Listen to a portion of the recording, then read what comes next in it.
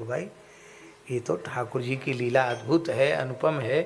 ये जो लीला है ये प्रकट लीला नहीं है, ये नित्य लीला है, जिसे नित्य विहार कहा जाता है।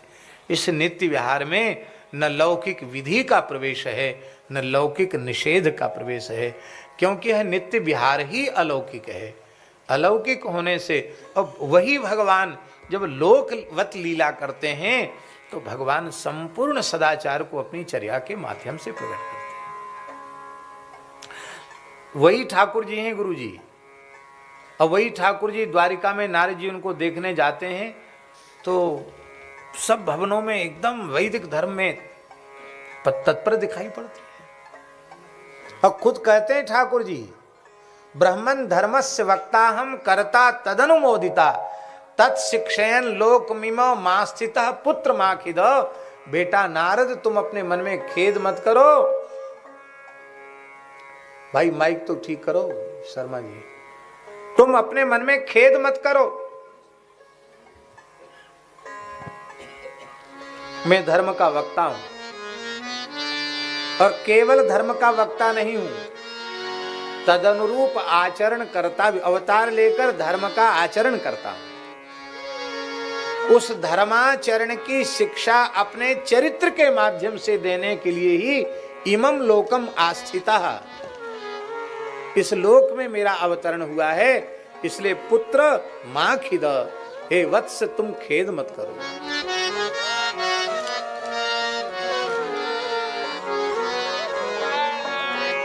इसलिए भैया जी दोनों लीला का रसास्वादन करना है। लोक व्यवहार में, वर्तमान जीवन में भगवान की प्रकट लीला के अनुसार वैदिक सदाचार का आदर करते हुए अपना जीवन निर्वाह करना है, और उस अलौकिक भाव राज्य में, रस राज्य में युगल प्रिया लाल की इस मधुर लीला का रसास्वादन करना है, चिंतन करना है, अष्टयाम में उनकी मानसी सेवा करनी है। वहाँ ज़्यादा चक्कर की बात नहीं। देखिए एक बात है, सब लोग बहुत ध्यान से सुने, आप लोग अन्यथा मत मानना। किसी व्रत उपवास आदि का निषेध नहीं है। शास्त्रीय विधि निषेध का जैसा आदर है वो यथावत अपने स्थान पर है। पर एक ऊंची बात बता रहे हैं, हमारे महाराज जी विराजमान हैं। श्री अयोध्या जी में बामन जी का स्थान है। बामन जी का स्थान रस परंपरा का स्थान है। तो उनके जो मूल आचार्य चरण थे श्री बामन जी महाराज, बड़े उच्च कोटि के रसिक थे। श्री किशोरी जी की सहचरी के भाव में ही वे निरंतर प्रतिष्ठित रहते थे, अहर्निश। और नित्य प्रति श्री कनक भवन का, हनुमानगढ़ी का दर्शन करना, और नित्य प्रति श्री कनक भवन में जाकर दर्शन करना। बामन जी महाराज निरंतर अष्टयाम सेवा करते थे। आज भी उनके ठाकुर जी हैं जिनकी वे अपने करकमल से निरंतर अष्टयाम करते थे, उसी भाव में रहते थे। तो उन्होंने एक दिन देखा कि श्री किशोरी जी थोड़ी सी उदास है।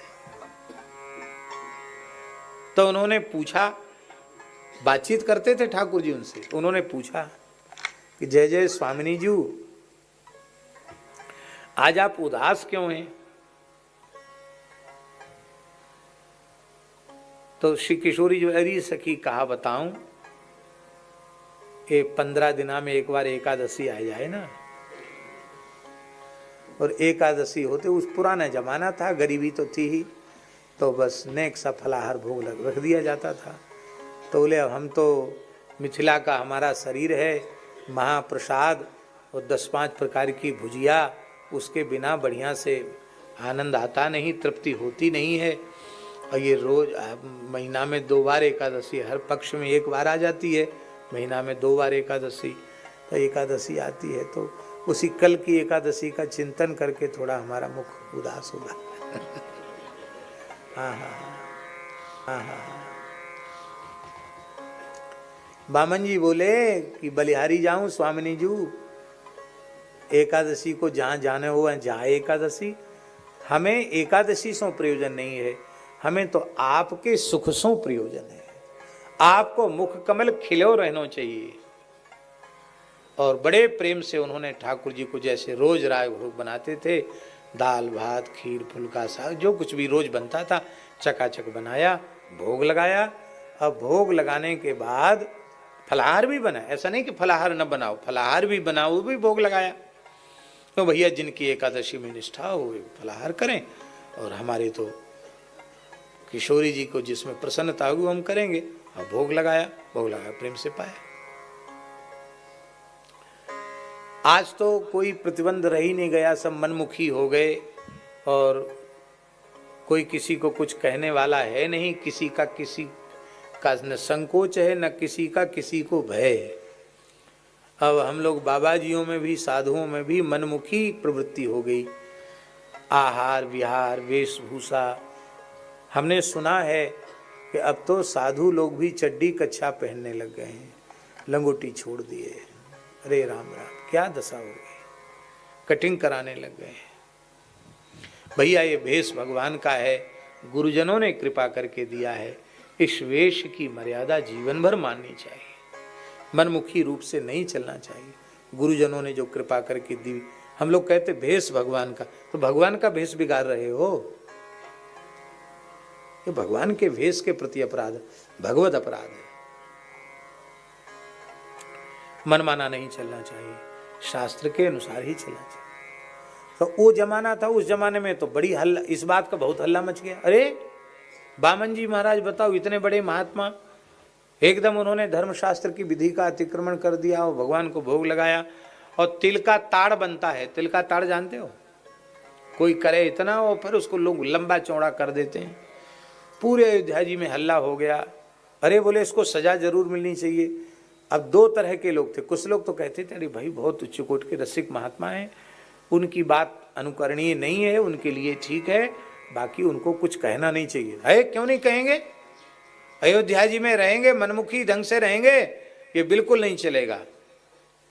तो श्री हनुमानगढ़ी के हमारे श्री नागा महानुभाव, नागा अतीत संन्यास जो साधु होते हैं, नागा साधु, उनको दिमाग में चढ़ गई बात। और जैसे ही आप पहले श्री कनक भवन का दर्शन करते थे और फिर श्री हनुमानगढ़ी का दर्शन करते, नित्य नियम था बामन जी का, कनक भवन नित्य दर्शन करना, हनुमानगढ़ी नित्य दर्शन करना, शरयू जी नित्य स्नान करना, ये उनके नियम थे। तो उन्होंने जैसे हनुमानगढ़ी गए तो वहाँ लोगों ने उसको बोलना चालना शुरू किया। क्या किया, मनमुखी करता है, यूं कर दिया त्यों कर दिया, अयोध्या जी में रहना है। अब ये बात किसको कही जाए, किसके सामने कही जाए कि हमने किशोरी जी से एकांत में हमारी चर्चा हुई, और कौन विश्वास करेगा। कासों कहो कौन पते आवे, आप चुप हो गए, कुछ बोले नहीं, वो पीटना शुरू किया।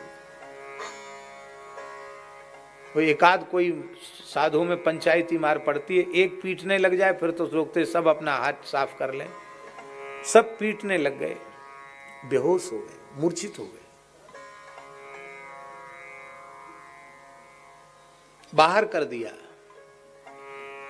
आप वहां से आए, मन में तनिक भी आपको दुख नहीं हुआ, बोले चलो ठीक है, हमारी किशोरी जी प्रसन्न हैं, हमें तो इतने से प्रयोजन, हमने एकादशी नहीं करी तो हमको मार पिटाई का प्रसाद भी मिल गया, अच्छा हुआ, ठीक है, कोई बात नहीं। पर भैया अब किसी से कुछ कहना नहीं है, अब कनक बिहारी जी का दर्शन भी वहीं से मानसी में कर लेंगे और हनुमानगढ़ी का दर्शन भी मानसी में ही कर लेंगे।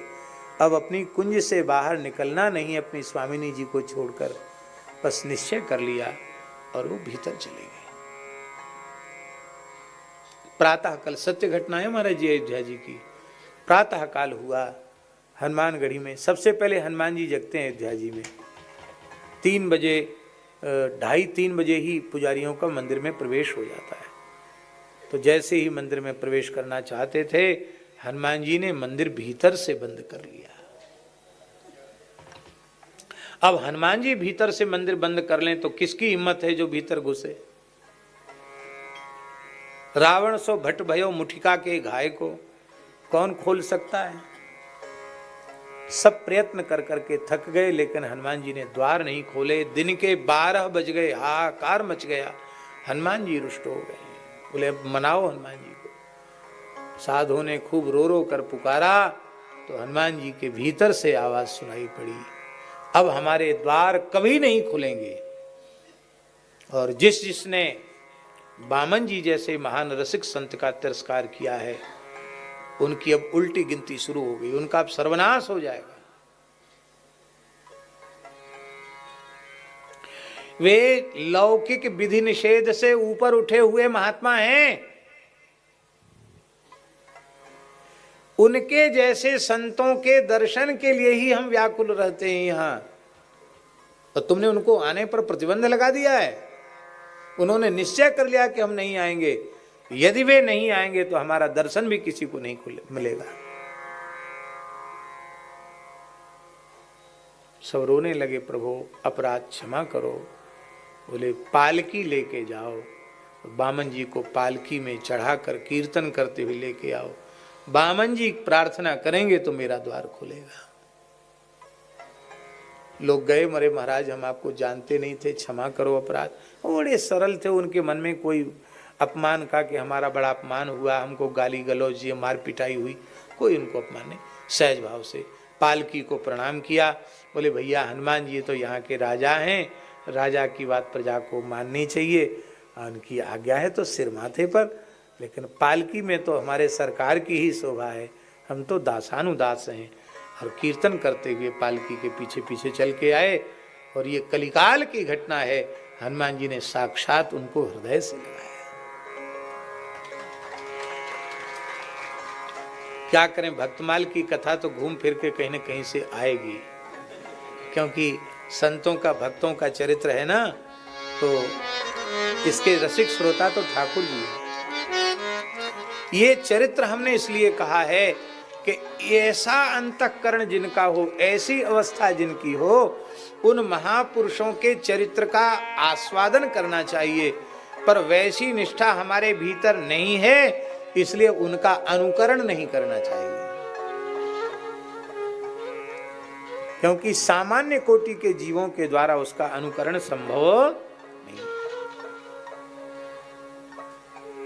अनधिकार पूर्वक कोई अनुकरण करेगा तो उसका लाभ, उसको शुभ नहीं होगा, उसका लाभ नहीं होगा। इसलिए वो जो भले भोले भाव से पूछी गई बात कि ठाकुर जी का तो बड़ी मौज है, सवेरे नहाए धोए कुछ नहीं, सीधे मालपुआ और मलाई और रबड़ी पाने लग गए। भैया उनको पाते हुए दर्शन करो, यही सुख है। अपने तो मंगला का भी दर्शन करना है नित्य नियम करके, तिलक स्वरूप पधरा के। तिलक स्वरूप पधरा के नित्य नियम कर लिया, संध्योपासन हो गए, प्रेम से पाओ ठाकुर जी का धर्म, मना थोड़ी है। लेकिन भैया ठाकुर जी की नकल मत करो, ठाकुर जी तो ठाकुर जी हैं, उनकी लीला का रसास्वादन करो। ये बात कहनी आवश्यक थी। इसलिए भैया दर्शन तो सब कर रहे हैं, यहाँ से लीला देख के जाके ऐसा नहीं करना कि ठाकुर जी मंगला में उठते ही खाने लग जाते हैं, तो हम भी यहाँ से जाते ही ऐसा करेंगे। आप लोग ऐसा मत कर।